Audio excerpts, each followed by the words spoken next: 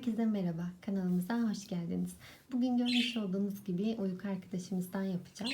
Oyuk arkadaşımızın yapımına önce etek kısmından başlayacağız. Yani bu videomuzda öncelikle etek kısmını yapacağız birlikte. Şimdi örneğimize başlayalım. Şöyle sihirli halkamızın içerisinde 3 tane önce zincir çekiyoruz. Daha sonra ikili trabzan yapıyoruz. Toplam 12 tane olacak. Zincirimizle beraber şu an 2 tane oldu. 3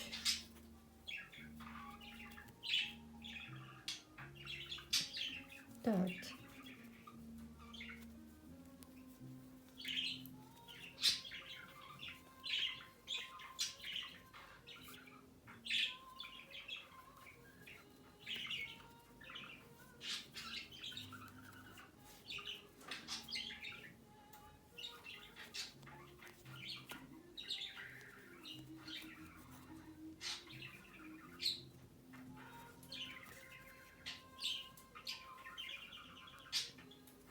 12 tane ikili trabzanımızı bu şekilde yaptık.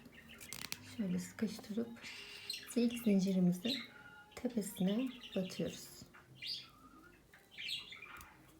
Şöyle de sıramızı tamamladık. 3 tane zincir çekiyoruz ve her trabzanımızın üstüne ikişer tane ikili trabzan yapacağız. Yani toplam 24 tane trabzanımız olacak. Bunu zincirimizin ilk sayıyoruz. Hemen dibine batıp ikinciyi yaptık. Yanındaki trabzan tepesine yine 2 tane ikili trabzan yapıyoruz. Yanındaki trabzan tepesine yine 2 tane ikili trabzan.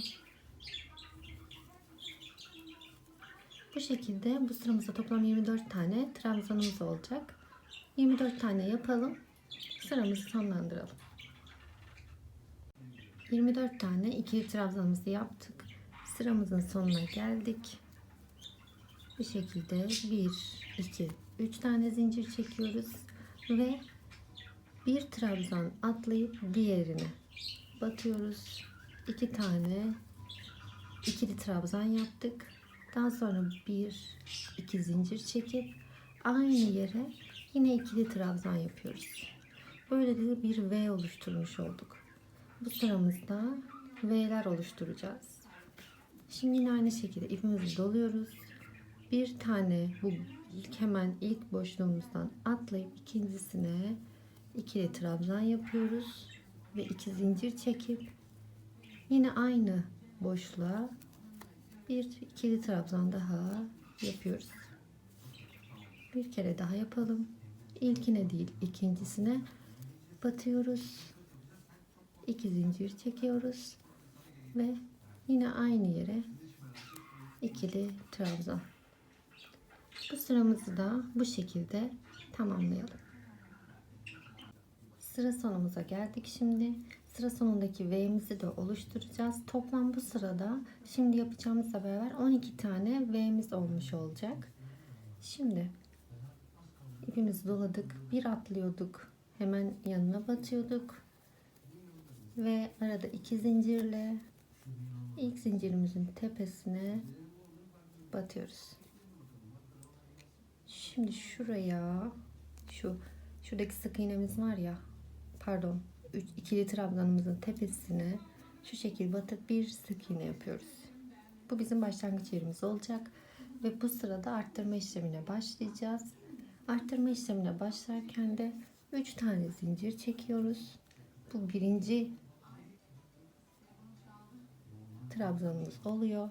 Hemen boşluğun içerisine bir trabzan daha, araya 2 zincir, boşluğun içerisine bir trabzan daha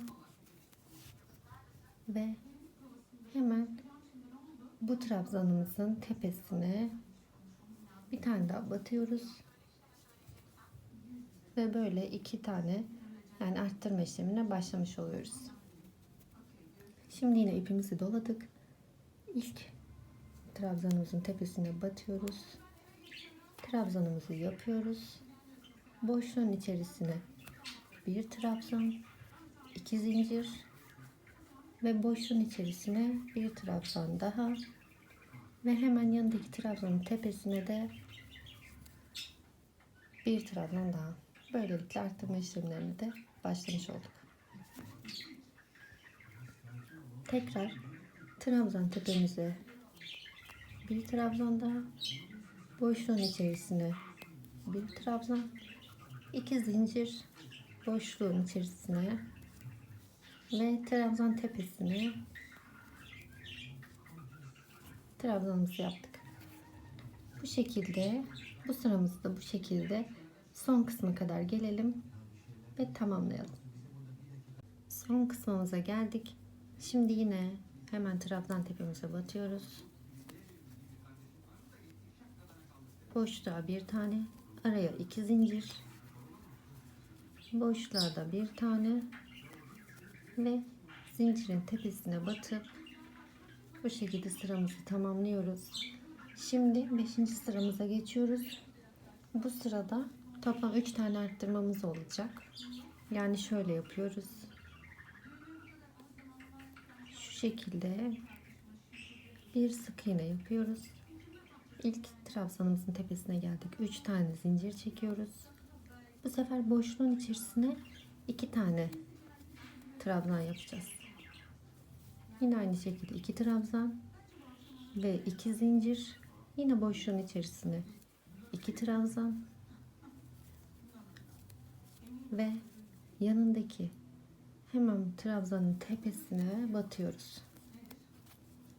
Bu şekilde 3'er arttıracağız. İlkinde zaten zincirimizde 3 oldu. 2 zincir çektik. 3 tane oldu. Şimdi diğer kısma geçerken her sırada bu şekilde yapacağız. Tam şu atlama kısmını. Onu da hemen ilkini değil, ikincisine değil, üçüncüsüne batacağız. Yani bir trabzanı sağ tarafa, bir trabzanı da sol tarafa bırakmış oluyoruz. Bütün sıralarda bu şekilde arttırmaları yaparken hep ilkine değil, ikincisine değil, üçüncüsüne batacağız. Şimdi yine ikinciyi atlayıp üçüncünün tepesine trabzan yapıyoruz. Ve boşluğumuzun içerisine 2 trabzan daha yapıyoruz. Araya 2 zincir ve yine boşluğun içerisine 2 trabzan. Ve hemen ilk trabzanın tepesine bir tane daha trabzan yapıp 3 tane arttırmış olduk. Yine aynı şekilde 1, 2'ye değil 3.'ye batıyoruz. Bu birinci trabzan. Boşluğun içerisine 2 tane trabzan yapıyoruz. 2 zincir çekiyoruz. Yine boşluğun içerisinde 2 tane trabzan. Ve ilk trabzanın tepesine bir trabzan daha. Diğer kısma geçerken yine 2 tane atlayıp üçüncüye batıyoruz. Ve yine aynı şekilde üçer buradaki gibi arttırmaya devam ediyoruz. Bu sıramızı da bu şekilde tamamlayalım. Son kısımdayız bu sıramızın. Atladık. 2 tane trabzan. Zincirimizi çektik. Boşluğun içerisine 2 tane yine trabzanımızı yapıyoruz. 2 zincir çekiyoruz. 1 2 ve hemen ilk trabzanımıza batıp zincirimizin tepesine batıp sıramızı tamamlıyoruz ve hemen yanındaki trabzanımıza batıp bir sık iğne yapıyoruz. Şimdi yine 3 zincir çekiyoruz ve hemen yanına ikinci trabzan ve bu iki yere yani boşluğumuza 2 tane 2 trabzan yapıyoruz. Bu sefer 4 tane arttırmamız olacak. Araya 2 zincir. Tekrar boşluğa 2 tane trabzan.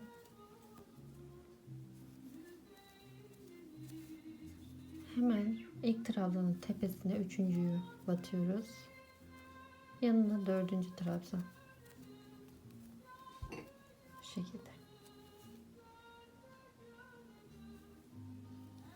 Hemen devamında 2 tane atlayıp üçüncüye batıyoruz. Yanına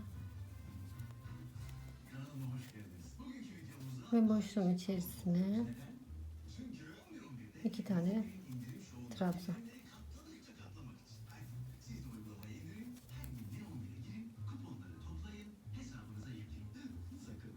İki zincir.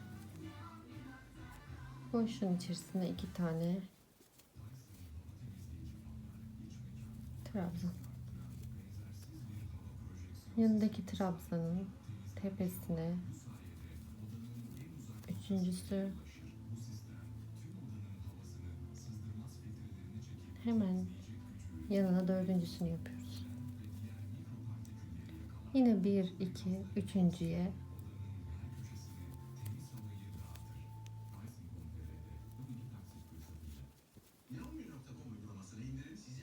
yanına ikincisi, boşluğun içerisine 2 tane trabzan, araya 2 zincir,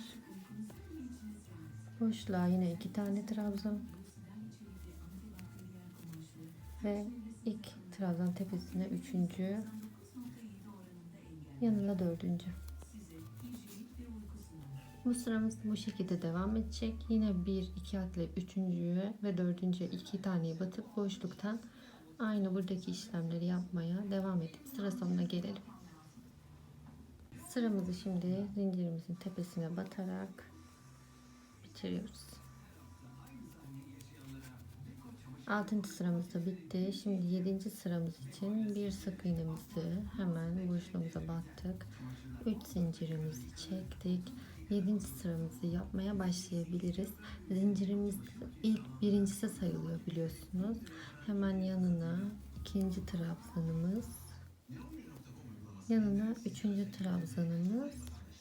Bu sırada boşluğun içerisinde bir tane trabzan yapacağız. Bir trabzanımızı yapıp 2 zincir çekip bir trabzan daha boşluğa yapıyoruz. Hemen yanına ikinciyi, üçüncüyü ve dördüncüyü yapıyoruz. Bu şekilde. Bu sefer yine bu sırada da, yani 7. sıramızda da 4 tane oluyor ama sadece boşlukta 6. sırada 2 tane yapmıştık. 7. sırada 1 tane yapıyoruz. O yüzden 7. sıramız bu şekilde. Bir tane daha yapalım beraber. Birinci, ikinci atlayıp üçüncüye batıyoruz. 1 2 3 ve boşluğa bir tane. Dördüncü. 2 zincir çekip tekrar boşluğun içerisine bir tane, hemen yanına trabzanın tepesine ikinci, üçüncü ve dördüncü. Bu şekilde. Bir tane daha yapalım. Üçüncüye battık. 2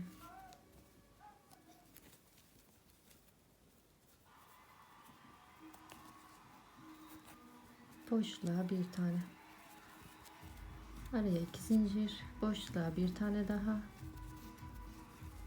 hemen yanındaki trabzan tepesine ikinci, yanına üçüncü ve dördüncü. 7. sıramız da bu şekilde. Bu sırayı da tamamlayalım. 8. sıramıza başlayalım. Sıra sonuna geldik. Sıra sonunda yine zincirimizin, ilk çektiğimiz zincirimizin tepesine batıp kapatıyoruz. Şimdi 8. sıramıza başlayacağız. Buna başlarken yine bir yana kaydırıyoruz ipimizi, sık iğne yapıyoruz. 3 zincir çekiyoruz ve yanına trabzanımızı yapıyoruz. Bir tane daha trabzan yapıyoruz. Bu sıramızda 5 tane olacak trabzanımız. Boşluğa 2 tane trabzan yapacağız. Ve araya 2 zincir. Şimdi tekrar boşluğa 2 tane trabzan.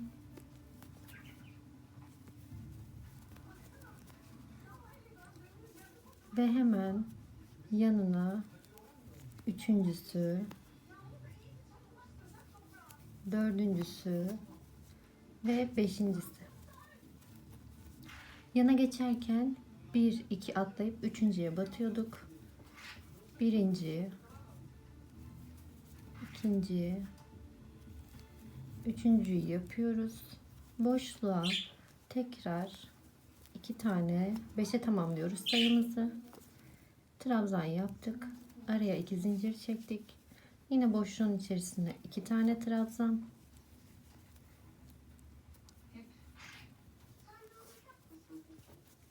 Ve ilk boşluğa üçüncüyü, dördüncüyü ve beşinciyi yapıyoruz. Devam ederken yine 1 2 atlayıp üçüncüye batıyoruz. Yine aynı şekilde boşlukların içerisinde bu sıramızda ikişer ikişer, yani toplam aynı burada gördüğünüz gibi 5 tane trabzanımız oluyor. 8. sıramızı bu şekilde buraya kadar gelelim. Daha sonra tamamlayıp 9. sıramıza başlayalım. 8. sıramızı da yine zincirimizin tepesine batarak bitiriyoruz. Yine bir trabzan kaydırıyoruz ipimizi. 3 zincir çekiyoruz ve 9. sıramıza başlıyoruz. 9. sıramızda da bir zincirimiz, bu birinci trabzanımız sayılıyor. İkinci trabzanımız,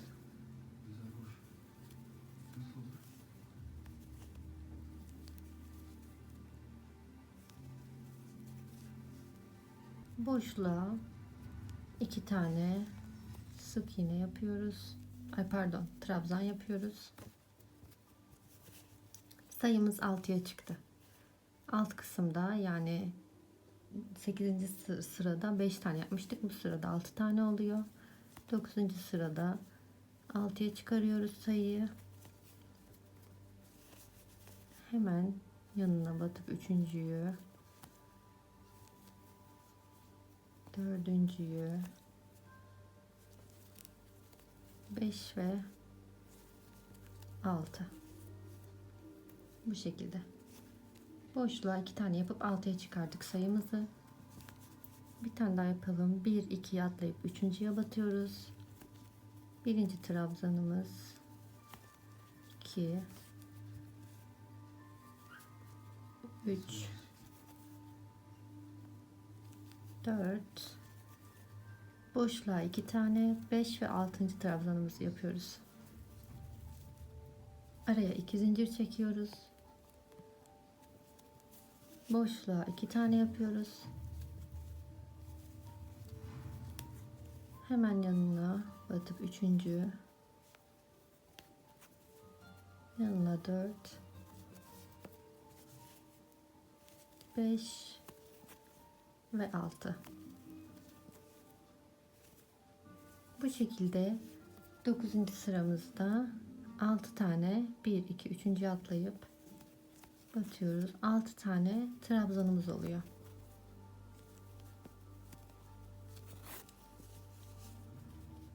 Bu sıramızı da böyle tamamlayalım. 10. sıramıza başlayalım.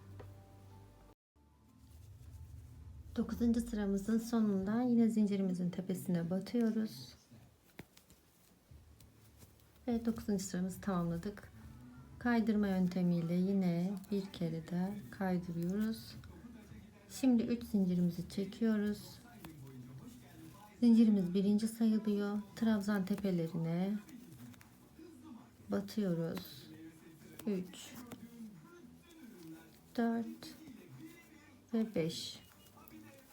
Şimdi 10. sıramızda 9. sıramızda 2 tane batmıştık ya boşluğa. 10. sıramızda 1 tane batıyoruz.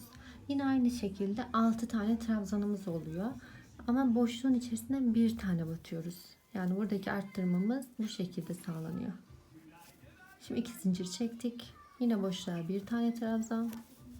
Hemen yanına batıyoruz. 2 3 4 5 ve 6. 10. sıramızda 5 tane trabzan, boşluğa 1 tane, 6 tane oluyor toplam. 2 zincir çekiyoruz. Boşluğa 1 trabzan yapıyoruz. Daha sonra 5 trabzanımızı daha yapıp 6 trabzanımızı elde etmiş oluyoruz. Yine aynı şekilde 1 2 3.'ye batıyoruz. Trabzan tepelerine batıyoruz.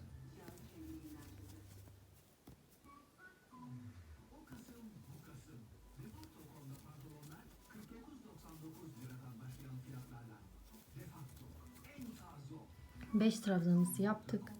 Boşluğa bir trabzan, altıncımızı yapıp 2 zincir çekiyoruz. Boşluğa bir trabzan daha yapıyoruz. Hemen yanındaki trabzan tepelerine batıp 6 trabzanımız toplamda elde etmiş oluyoruz. 1 2 3 4 5 ve 6. 10. sıramızda bu şekilde. Boşluğun içerisinde bir trabzan yapıp 6 tane trabzan. 9. sırada da 6 trabzandı. Ama boşluğun içerisinde 2 trabzan yapmıştık. 10. sırada tek trabzan yapıp arttırmamızı bu şekilde yapıyoruz. Şimdi 10. sıramızın sonuna kadar aynı işlemi devam ettirelim. 11. sıramıza geçiş yapalım. 11. sıramızın başlangıcına geçiyoruz. Yine ipimizi kaydırıyoruz. 3 zincir çekiyoruz. 1 2 3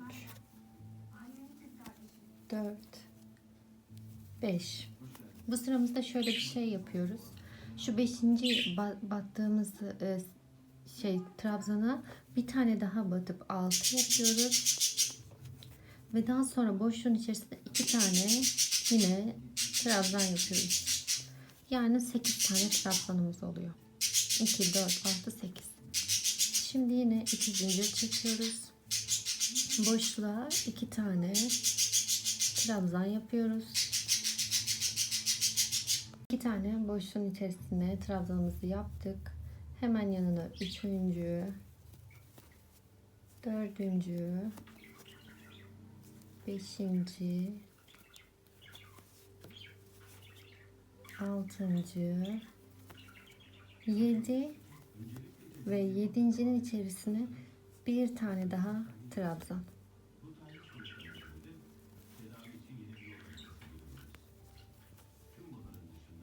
Bu şekilde 2 4 6 8 tane oluyor. 11. sıramızda 8 tane trabzanımız olacak. 1 2 3.'ye atlıyoruz. 3.'nün ilki trabzan 1. Aynı yere, pardon, burada batıyorduk. Birincisi, ikinciye batıyoruz. 3. 4. 5 ve aynı yere 6. Boşluğa 2 tane trabzan. 2 zincir çekiyoruz araya. Boşluğa 2 tane trabzan yapıyoruz. 3. 4. 5. 6. 7. ve 7.'nin içerisine bir trabzan daha. 8.'yi yapıyoruz. 1. 2. atlayıp 3.'ye batıyoruz. 1 2 3 4 5 ve aynı trabzanın içerisine 6. Boşluğa 7 8. 2 zincir çekiyoruz. Boşluğa 2 tane trabzan yaptık. Hemen yanına 3. 4. 5. 6 7 ve 7.'nin içerisine 8, bir trabzan daha. Yani buradan gelirken 5.'nin içerisinde bir tane daha yapıyoruz, 6. Boşlukta 2 tane daha, 8 oluyor toplam. Buradan devam ediyoruz. 7.'nin içerisinde bir tane yapıyoruz. Gelirken 5.'de, giderken de 7.'de ekstra bir trabzanımız var. Bu sıramız da bu şekilde. 12. sıramızdayız. 11. sıramızı bitirip bir kaydırma işlemi de yaptık. 3 tane zincir çekiyoruz. Yine hemen trabzanlarımızı yapmaya başlıyoruz. 2 3 4 5 6 7. Her trabzan tepesine birer tane trabzan yaptık. 7 tane trabzanımız oldu. Boşluğa da 2 tane trabzan yapacağız. Toplam 9 tane trabzanımız olacak bu sırada.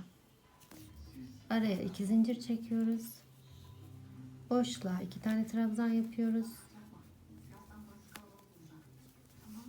Ve her trabzana birer tane, 9 tane olana kadar 3 4 5 6 7 8 ve 9. 11. sıramızda bu şekilde. Pardon, 12. sıramızda 9 tane trabzanımız oluyor. Yine 1 2 atlayıp 3.'ye batıyoruz. Her trabzan tepesine birer tane. 2 3 4 5 6 7 ve boşluğumuzun içerisine 2 tane 8 ve 9. Araya 2 zincir çekiyoruz. Boşluğa 2 tane trabzan,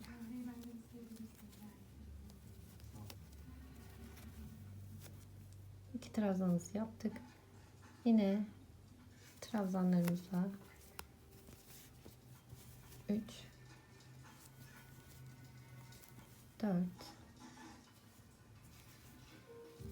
5 6 7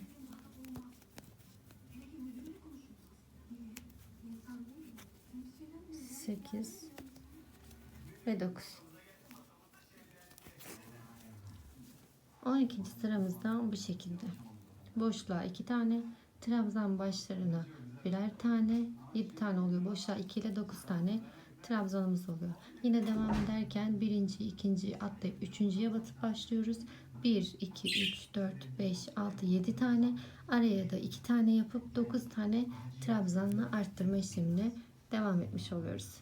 Bu sıramızı da bu şekilde tamamlayalım. Diğer sıramıza geçelim.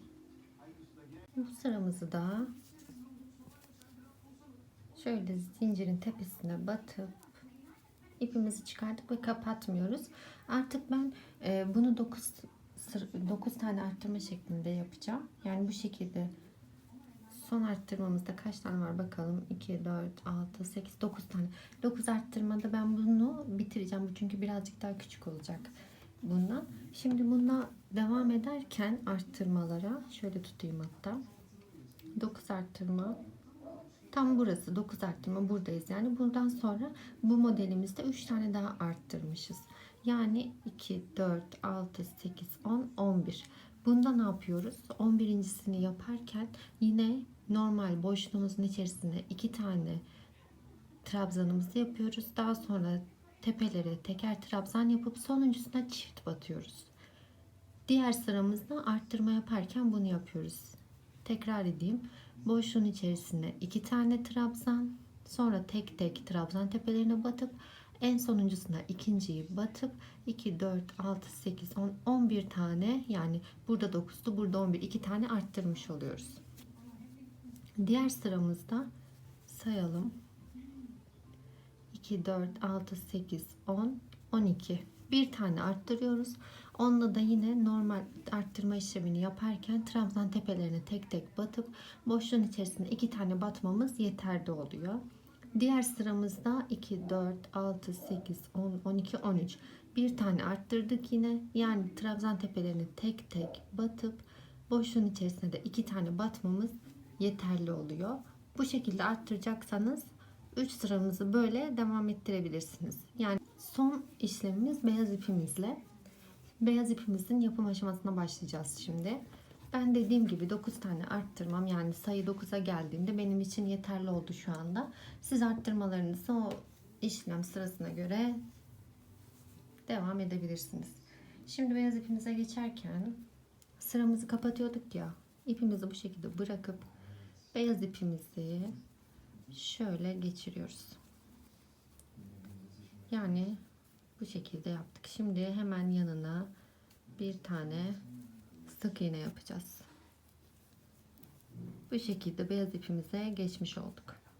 Arkadan da ipimizi biraz geçireceğiz. Her boşluğa bir tane sık iğne yapacağız.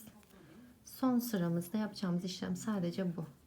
Her boşluğa bir tane sık iğne. Her boşluğa bir tane sık iğne.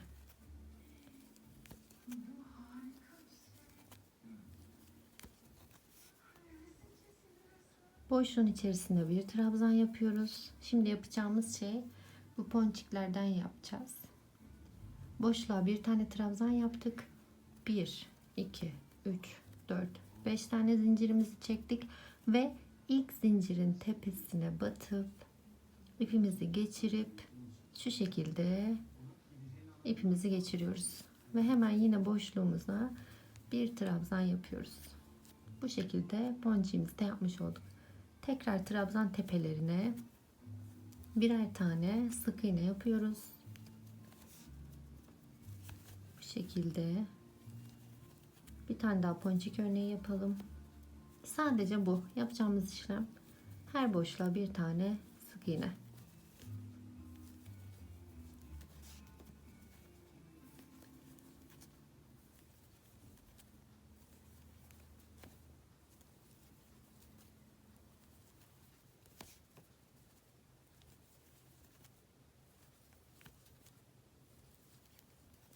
Şimdi boşluğumuza geldik.